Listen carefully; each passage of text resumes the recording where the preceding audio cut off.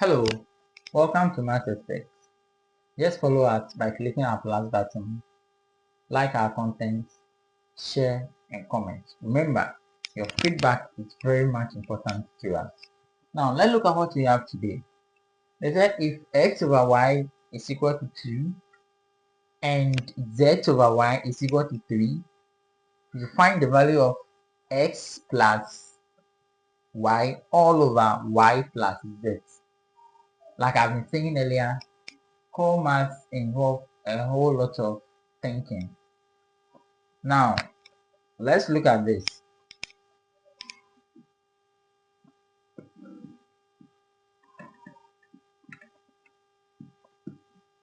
Now, we know that the top here, x plus y, can equally be written as x over y plus 1.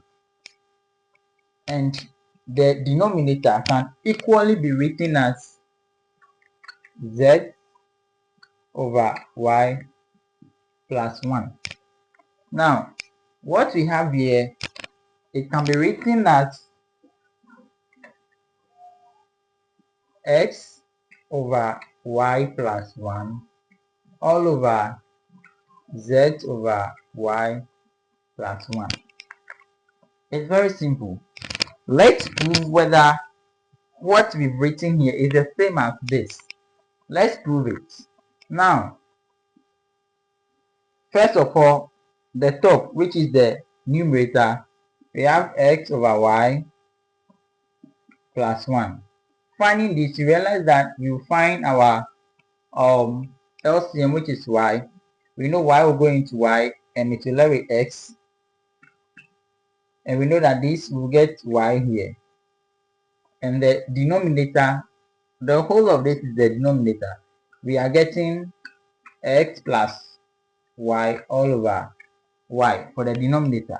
Let's come to the numerator, which we have z over y plus 1. We know we'll find LCM, which is y. You know the y will take y, then it's left with z. So we have z here plus here. We know that you get y. Now, in fact, we have z plus y all over y. Now, let's see. We are trying to prove that if you write this and this is the same as this, there is no difference. So if you write something like this, it's the same as this. There is no difference. That's what we are trying to prove. Now, with this, now let's remember we have x plus y all over y all over z plus y all over y. Now, let me just continue here. So, of course, this one, we know we have x plus y all over y times, we are trying to divide this by this, y over z plus y. Of course, we know that when you are dividing, you reciprocate the second fraction, or the what is at the down here, the denominator, you reciprocate it. So we know that this will cancel this, and we have x plus y all over z plus y. So let's look at something. What we have written here